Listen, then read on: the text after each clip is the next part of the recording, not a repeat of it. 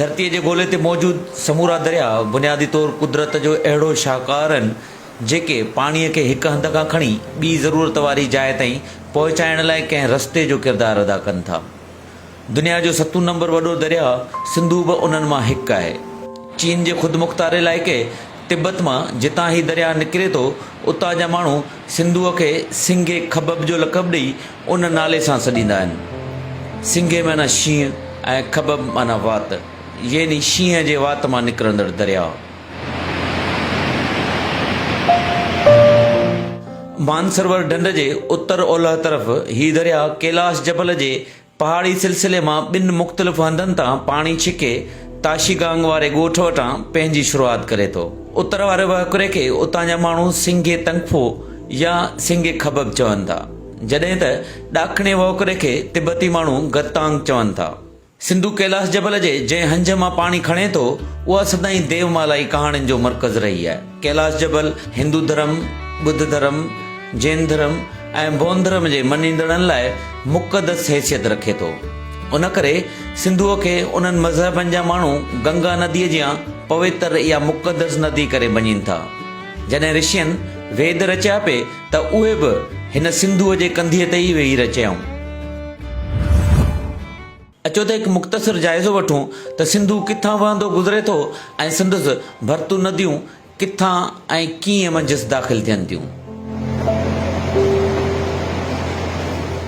सिंधु दरिया पंहिंजे शुरूआत वारे हंध खां अटिकल 3200 किलोमीटरनि खां वधीक सफ़र काटींदे चीन ऐं इंडिया जे हिसे में ईंदड़ लद्दाख खां पोइ पाकिस्तान में दाख़िल थी गिलगित बल्तिस्तान ऐं ख़ैबर पख्तूनख्वा जे वारियासनि, रेतीलनि ऐं पथरान इलाइक़नि खे चीरींदो बैदि में पंजाब ऐं सिंध जे वसी मैदानी इलाइक़नि खे जलथल कंदो समुंड सां टकर खाई खेसि पोइते हटण ते मजबूर करे थो। सिंधुअ खे केपीके जे माण्हुनि पारां अब्बासीन जो लक़ब ॾिनल आहे, जंहिंजो मतिलबु आहे दरियाहनि जो पीउ। ऐं लॻे बि ईअं थो छाकाणि जो सिंधु लद्दाख खां वठी पंजनद ताईं हिकु ॿाझारे पीउ वांगुरु 12 नंढनि ऐं वॾनि दरियाहनि खे पंहिंजे छातीअ सां लाहे ऊचनि पहाड़नि मां कढी अॻियां निकिरण लाइ रहनुमा वारो किरदारु अदा करे थो। सिंधु जॾहिं तिब्बत मां निकिरी इंडिया में पहुचे थो त उते मंझि लद्दाख खां वही ईंदड़ ज़ंस्कर दरिया अची शामिल थिए थो।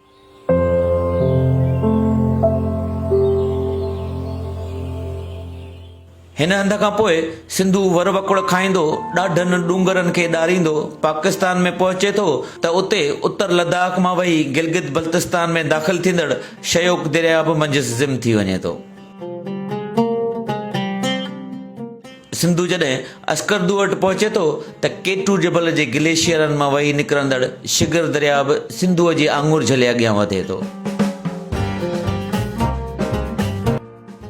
हीउ दरिया लाॻीतो ओभर खां ओलह तरफ़ ऐं उन बैदि ॾखण ऐं ओलह जी कुंड वठी जगलोड जे मुक़ाम ते पहुचे थो, जिते दुनिया जूं डिघियूं जाबलू चोटियूं हिंदूकश, हिमालय ऐं कराकोरम हिक ॿिए सां मिलनि थियूं। इहो हिकिड़ो दुनिया जो मुनफ़रिद मुक़ाम आहे जिते दुनिया जूं बुलंद तरीन या डिघियूं तरीन जेके चोटियूं आहिनि जबलनि जी जेके कतारूं आहिनि उहे अची हिक ॿिए सां मिलनि थियूं। उन करे हिन जाइ ते जेको आहे न उहो मुख़्तलिफ़ हितां जी गिलगित बल्तिस्तान जी हुकूमत आहे उन ॾाढो सुठो हिकिड़ो पॉइंट ठाहे छॾी आहे। हिन मां अॻिते ई गिलगित दरिया बि अची सिंधुअ में शामिल थिए थो।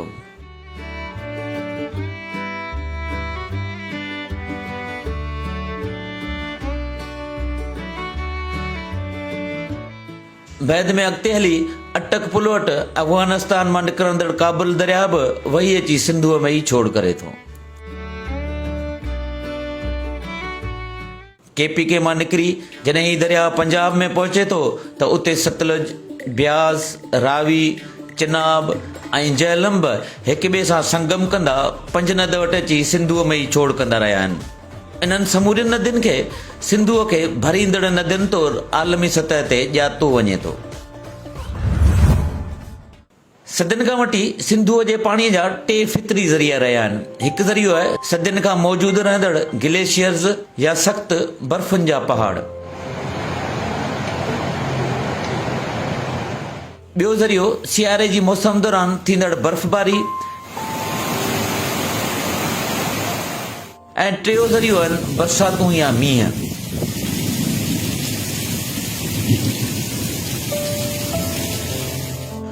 सिंधु या उन खे भरींदड़ नदियुनि ऐं नालियुनि में जितां जितां पाणी वहंदो दाख़िल थिए थो, उन समूरे इलाइक़े खे इंडस बेसिन या इंडस रिवर कैचमेंट एरिया सॾियो वेंदो आहे।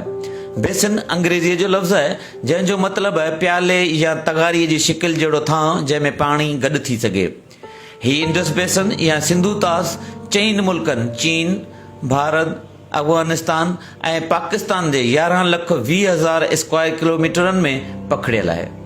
सिंधु दरिया ख़ुदि बि जिन इलाइक़नि मां वही निकिरे थो, उन्हनि जी जाग्राफी बीहक ऐं ॾेख अलॻि अलॻि आहिनि। कैलाश जबल खां वठी लद्दाख ऐं पोइ गिलगित बल्तिस्तान जे शहर चिलास ताईं सिंधु दरिया सख़्तु पथरान त किथे वरी रेतीलनि, भोरू ऐं वणनि खां ख़ाली जबलनि मां वही निकिरे थो। गिलगित बल्तिस्तान मां गुज़रण वक़्तु सिंधुअ जे पाणीअ जो रंग बि अहिड़ो हुजे थो जहिड़ो जबलनि जो रंग।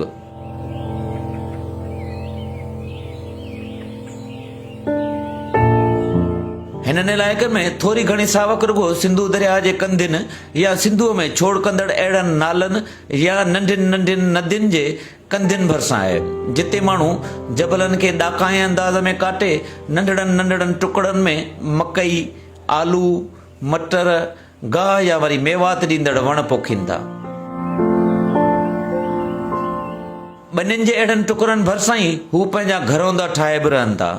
जबलनि जे उभ कपरे पासे में हू पंहिंजा घर बि अहिड़ी रीति जोड़ीनि था जो घर जी छित संदन अंगण तौरु कमु अचे थी।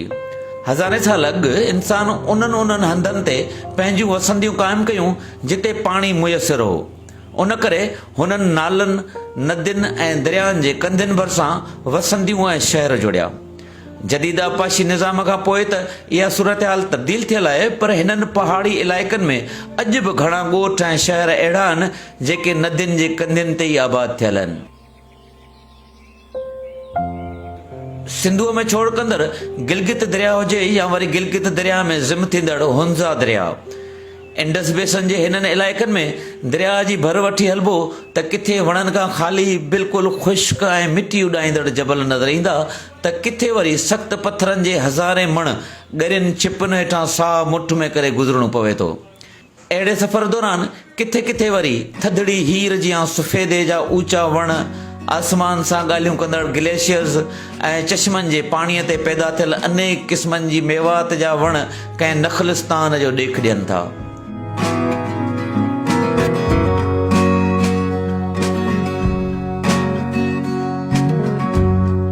गिलगित बल्तिस्तान में के इलाइक़ा थधा त के वरी तता पानी ऐं रायकोट वारनि इलाइक़नि वांगुरु गरम आहिनि। हिन जाबलू इलाइक़े में जिते सिंधुअ खे वहण लाइ कुझु वधीक ज़मीन मिले थी, उते हू पुरसुकून थी वहे थो, पर जिते जबल सिंध राह में रुकावट बणिजनि था त हू उन्हनि सोड़ियुनि सीरनि मां गजगोड़ियूं कंदे अॻियां वधे थो।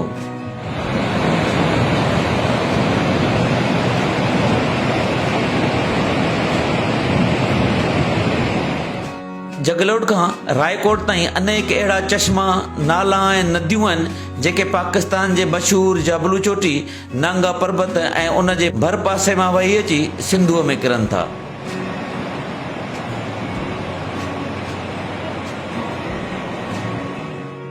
सिंधु जॾहिं गिलगित बल्तिस्तान मां निकिरी केपीके जे हदुनि में दाख़िल थिए थो त आहिस्ते आहिस्ते उन जे कंदियुनि ते सावक वधंदी रहे थी। पथरनि खे चीरे निकितल देवदार ऐं चीड़ समेत अनेक डिघा ऐं नंढे कद वारा वण, ॿूटा ऐं गाह जबलनि खे साओ वेस पहिराए छॾीनि था।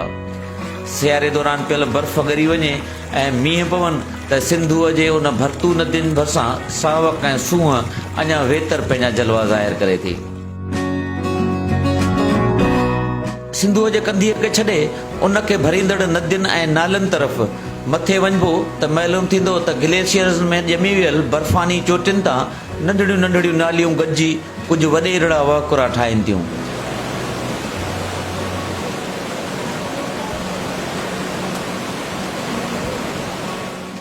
उहे वाकुरा किथे जबलनि जे विच में ठहियल मैदाननि मां गुज़रनि था त किथां वरी जबलनि मथां हेठि किरी ख़ूबसूरत आबशार या झरणा जोड़ीनि था, ऐं पोइ उहे आबशार वरी कंहिं न कंहिं अहिड़े दरिया में वञी किरनि था जंहिंजो मुंहुं वरी बि सिंधुअ तरफ़ हुजे थो। कैलाश जबल खां वठी KPK जे शहर बिशाम ताईं सिंधुअ में अनेक अहिड़ा वाकुरा अची किरनि था जेके या त ग्लेशियर्स जा आहिनि या वरी सियारे जी मुंद दौरान ॼमी वियल बर्फ़ जा हुजनि था। उन बैदि तरबेला डैम ताईं पहाड़नि मथां सिंधुअ मां रुॻो बरसातुनि जो पाणी अची छोड़ करे थो।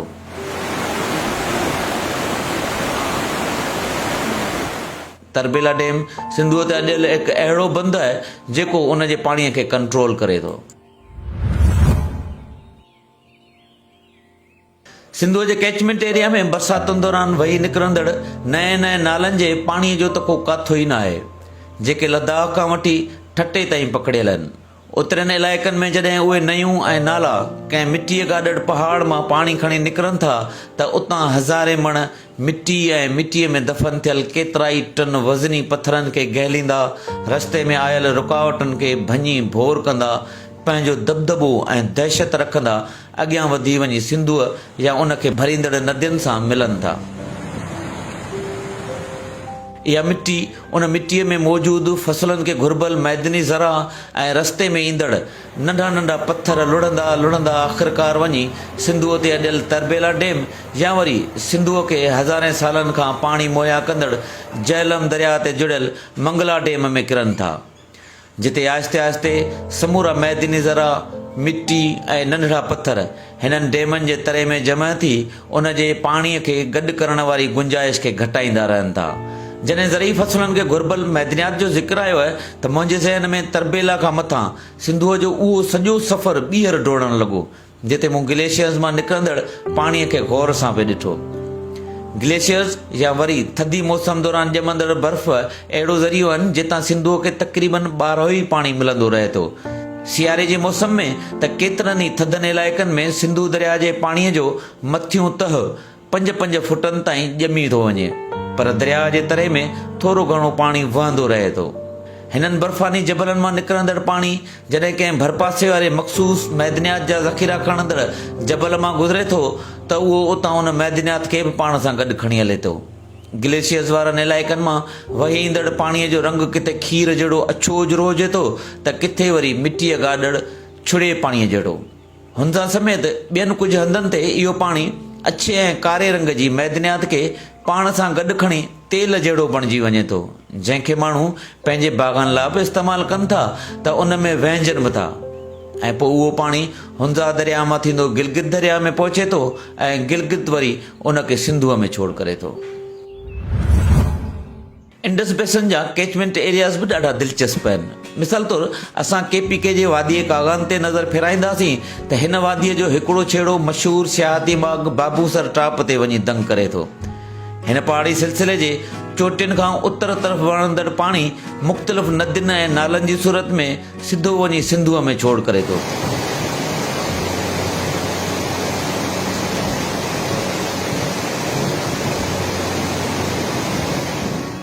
जॾहिं त ॾखणे लह वारे पासे खां पाणी वरी अलॻि अलॻि वहकुरनि जी सूरत में नारायण शहर भरिसां वहंदड़ कुनार दरिया खे तख़लीक़ करे थो, जेको बैदि में बालाकोट गढ़ी हबीबुल्ला मां थींदो आज़ाद कश्मीर जे गादीअ वारे शहर मुज़फ़राबाद खां ॾखण तरफ़ 10 किलोमीटर हेठि झेलम दरिया में वञी छोड़ करे थो। ख़ुदि झेलम बि इंडस बेसिन सिस्टम जो हिकु अहम दरिया रहियो आहे।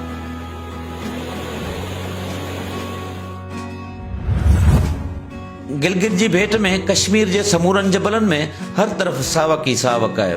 मुज़फ़राबाद शहर जे भरपासे में जबल इंतिहाई ऊचा ऐं रस्ता वरनि वकड़नि वारा आहिनि, पर काफ़ी हंधनि ते रोड सुठा ठहियल आहिनि। हिकु जाइ ते गाॾी बीहारे हिकु नंढड़े चश्मे भरिसां साही पटीसीं।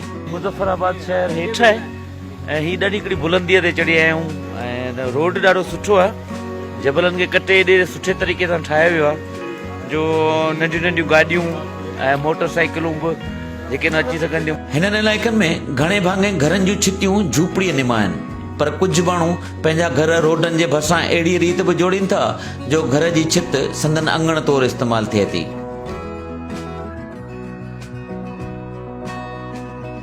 पहाड़नि तां हेठि लहंदे ई झेलम दरिया ते अॼल पुल ॼण त सभिनी जो इस्तक़बाल करे थी। हिन पुल जे उतर तरफ़ झेलम दरिया में नीलम दरिया अची छोड़ करे थो। कश्मीर जा माण्हू हिन माॻ खे दोमेल चवंदा आहिनि। दोमेल मतिलबु ॿिनि दरियानि जो मेलाप। ही साम्हूं उतर वारे पासे खां वही ईंदड़ नीलम दरिया आहे ऐं असां ओभर तरफ़ झेलम मथां अॼियल हिकु पुल ते बीठा आहियूं। ही साम्हूं हिकु ॿी पुल आहे जंहिंजे हेठां अॼियल ॿिनि अलॻि अलॻि इमारतुनि खे 12 दरी या 12 दरी चयो वेंदो आहे, जेका 1885 में उन वक़्त जे कश्मीर जे महाराजा रणबीर सिंह जोड़ाई हुई। महाराजा रणबीर सिंह महाराजा गुलाब सिंह जो पुटु हो।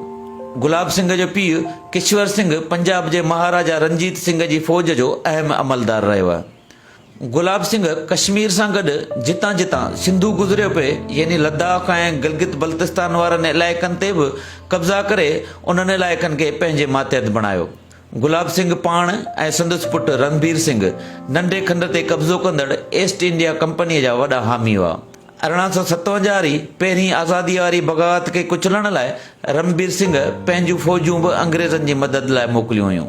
ख़ैर, पाण अचूं था ॿीहर दरियाउनि ते। कश्मीर जे गादीअ वारो शहर मुज़फ़राबाद ॿिन्ही दरियाउनि यानी नीलम ऐं झेलम जे कंधनि ते जुड़ियल आहे। नीलम दरिया खे भारत में किशन गंगा जे नाले सां सुञातो वञे थो। ही दरिया कश्मीर मां गुज़रंदे ॿिनि अहिड़नि हंधनि तां बि लंघे थो जिते भारतीय ऐं पाकिस्तानी इंतज़ामनि हेठि ॿिन्ही कश्मीरी इलाइक़नि जा माण्हू हिक ॿिए जे आम्हूं साम्हूं हुजनि था, हिकु टिथवाल वारे इलाइक़े में ऐं ॿियो सियाहती माग केरन में। असीं हिन वक़्तु नीलम वादीअ जो इलाइक़ो आहे केरन, उते बीठल आहियूं ऐं ही पासे खां नीलम दरिया थो गुज़रे। हिन खे लाइन ऑफ कंट्रोल चवंदा आहिनि, LOC जेके चइजे थो। हिननि मागनि तां हिन दरिया जो अधु हिसो भारतीय इंतज़ामनि हेठि कश्मीर मां ऐं अधु हिसो पाकिस्तानी इंतज़ामनि वारे कश्मीर मां गुज़रे थो। नीलम दरिया में ॿिन्ही पासनि खां चश्मनि जो पाणी वही अची छोड़ करे थो। पाणी त पाणी आहे, उन जूं के सरहदूं न आहिनि हूंदियूं, पर भारतीय इंतज़ामनि हेठि आयल ही जबल परे पासे बि ॿाझारो बणियल आहे। जेकॾहिं असां सैटेलाइट इमेजिस ज़रिए ॾिसंदासीं त जबल जे ओभर पासे वारे लहवारे तां पाणीअ जा बि अनेक वहुकुरा गॾिजी पोरू दरिया खे तख़लीक़ कनि था, जेको भारतीय इंतज़ामनि वारे कश्मीर मां वहंदो वरी झेलम में ई वञी छोड़ करे थो। अहिड़ी रीति कुनार, नीलम, पोरू ऐं झेलम जो गॾियल पाणी अॻु त सिधो वञी चनाब दरिया में किरंदो, जंहिं बैदि सतलुज, ब्यास ऐं रावीअ जो गॾियल पाणी बि अची पंजनद वटि चनाब सां मिलंदो।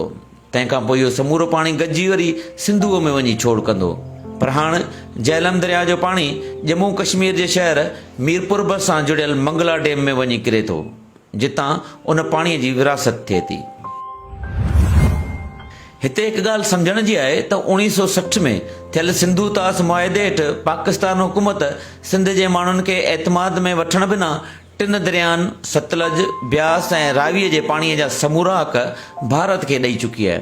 हाणे बाक़ी 3 दरिया सिंधु, झेलम ऐं चनाब पंहिंजो पाणी खणी भारत जूं हदूं क्रॉस करे पाकिस्तानी हदुनि में दाख़िल थियनि था। झेलम खे असां ॾिसी आया आहियूं। बाक़ी हिकु दरिया आहे चनाब। हीउ दरिया हिमालय जबलनि मां निकिरंदड़ 2 दरियाउनि चंद्रा ऐं भागा जो पाणी खणी हिमाचल प्रदेश जा जबल जाॻींदो, बैदि में इंडिया जे इंतज़ामनि हेठि जम्मू ऐं कश्मीर मां थींदो अॻियां वधंदो वञी पाकिस्तान जे हदुनि में दाख़िल थिए थो।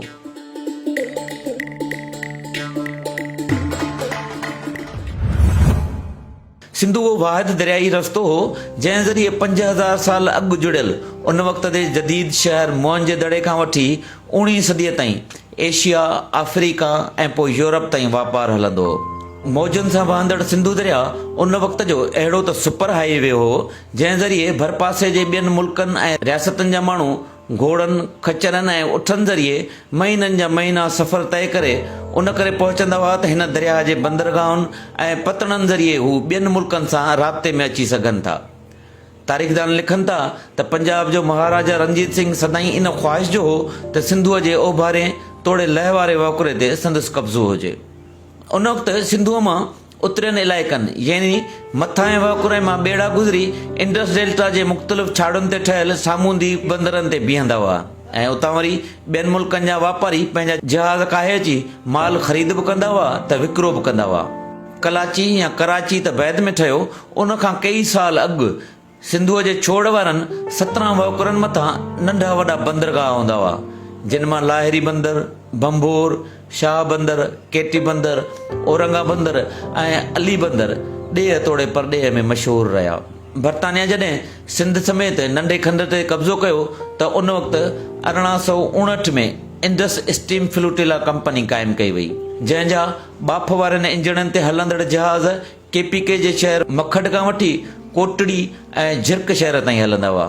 हिन कंपनीअ जा जहाज़ कराचीअ बदिरां कोटड़ी ऐं झिरक शहर ताईं उन करे हलंदा हुआ जो उन वक़्तु कराचीअ खां कोटड़ीअ ताईं रेलवे लाइन विछाई वई हुई। दरियाई ॿेड़नि ज़रिए ईंदड़ सामान गिद्दू बंदर खां कोटड़ी रेलवे स्टेशन ताईं पहुचायो वेंदो ऐं झिरक जे बंदरगाह ते ईंदड़ सामान मेटिंग जे रेलवे स्टेशन तां कराचीअ जे बंदरगाह ॾांहुं मोकिलियो वेंदो। बरतानवी दौर में ई सिंधूअ में छोड़ कंदड़ 5 नई दरियाहनि ते पंजाब बंदर, नवां कैनाल ऐं रेगुलेटर जोड़णु शुरू थिया त सिंधूअ जो पाणी घटिजण लॻो ऐं आख़िर में जॾहिं सखर बैराज जुड़ियो त उहा जहाज़रानी मुकमल तौर ते बंदि थी वई। 1835 खां मौजूदा दौर ताईं सिंधूअ जो पाणी कीअं खयो वियो उन ते तफ़सीली मालूमात ईंदड़ डॉक्यूमेंट्रीअ में पेश कई वेंदी। कैमरामैन आबिद अली ऐं दानिश अलीअ सां गॾु शाहिद ख़ासकरी, KTN न्यूज़ मीरपुर ख़ास।